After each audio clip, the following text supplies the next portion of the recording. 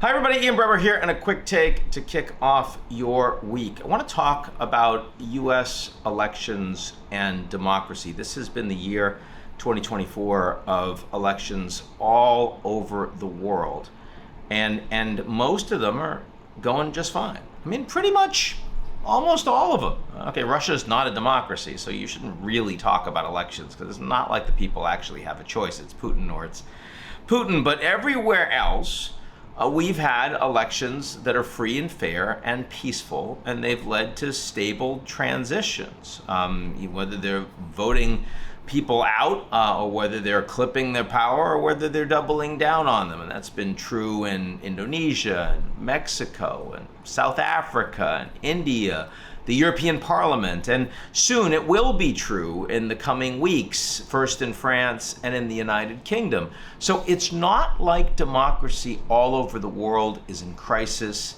or is about to fall apart. It's not like most countries can't have normal elections, but the United States is an outlier.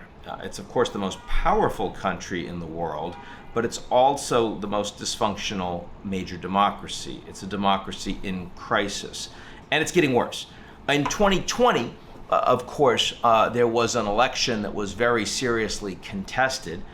Former President Trump claimed the vote was rigged. It wasn't. But he continues to push forward that narrative, and it has been supported by pretty much the entire Republican Party leadership because he's in charge of the party. And as a consequence is believed by a strong majority of Republican voters. That is unique among advanced industrial democracies.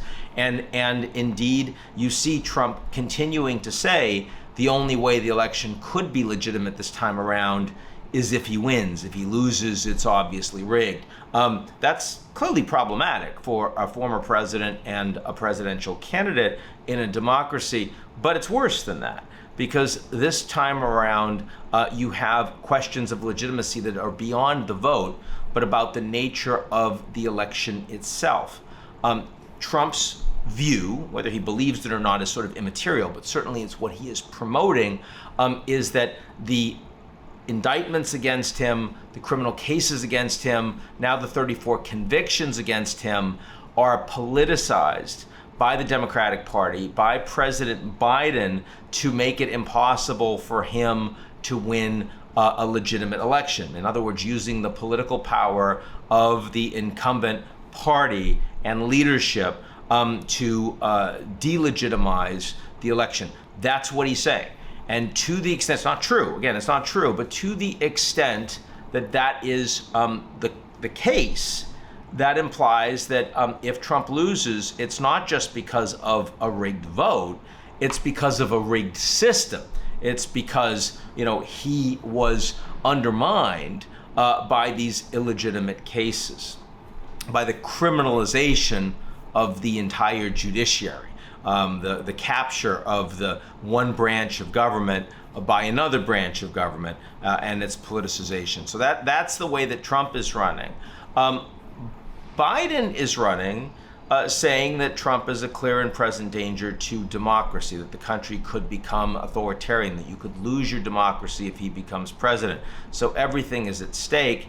And also the fact that he has been impeached twice, the fact that he has faced these indictments, including convictions, means that he is illegitimate, shouldn't be allowed to run for president, never mind be elected president. That is the Democratic view, that Trump is not legitimate as a candidate. So it goes beyond who wins the vote. It's the reality that Trump and Biden are now portraying the other as illegitimate in terms of the way that the election is being conducted itself. The very reality of a democratic election in that regard no longer holds for the messaging coming from the Democratic and Republican leadership. So is this about Trump? And the answer is only partially. He is a major symptom of the dysfunction and the crisis that U.S. democracy is presently facing.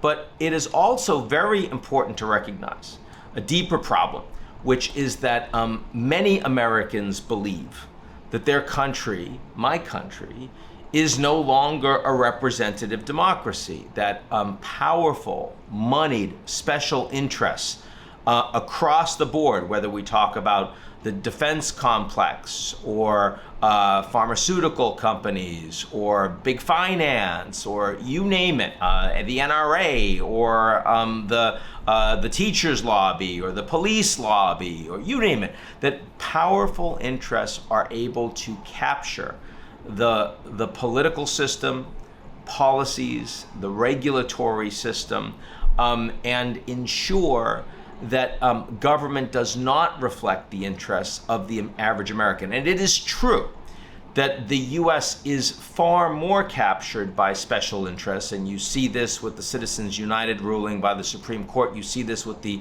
ungodly amount of money that goes into campaigning for American elections, from the presidency all the way down to the House of Representatives.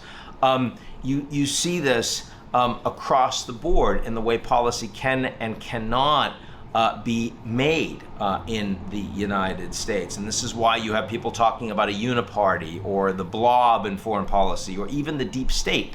And it's a lot of this is conspiracy theory, and it's certainly not true that there is a shadowy group of people that are actually forming, sort of policy and controlling the president. But the reality, in a sense, is more disturbing than that. It is that the system is so structurally weak and so controlled by money and power of people that are not voted for office, that it feels like a non-representative, non-democracy to large numbers of Americans who no longer share the values that America was founded on. They don't see that the country reflects that. And to the extent that the US is unique among G7 countries in being unrepresentative in governance of its people, you see a lot of that in Trump's support, that people out there want someone who is angering the establishment, angering the mainstream media, someone that says he's going to break the system, he's going to bring a corrupt system to heel.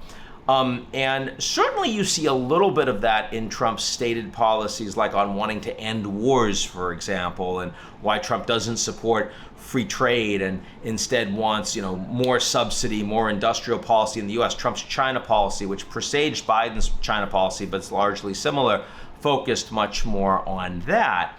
But of course, it's also true that Trump's drain the swamp mantra only makes sense if you don't look at a lot of Trump's domestic policies. I mean, Trump was the leader in my life who was most aligned to ensuring that rich people get richer, was most aligned with big finance and hedge funds and major corporations and big oil and fast food and manufacturing and, pro-dumping, all of these things. I mean, you look at his cabinet with Sonny Perdue as the Secretary of Agriculture and Elizabeth DeVos as the Secretary of Education, and on in energy and treasury and you name it.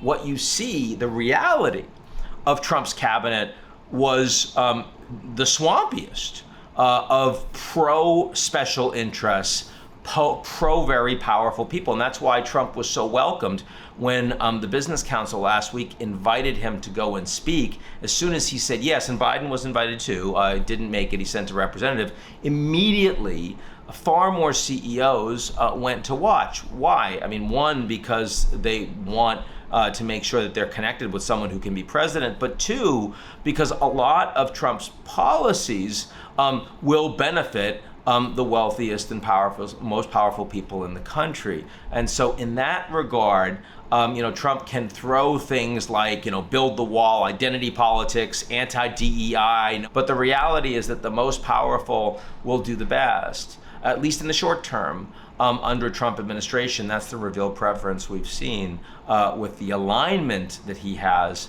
with those that give the big money.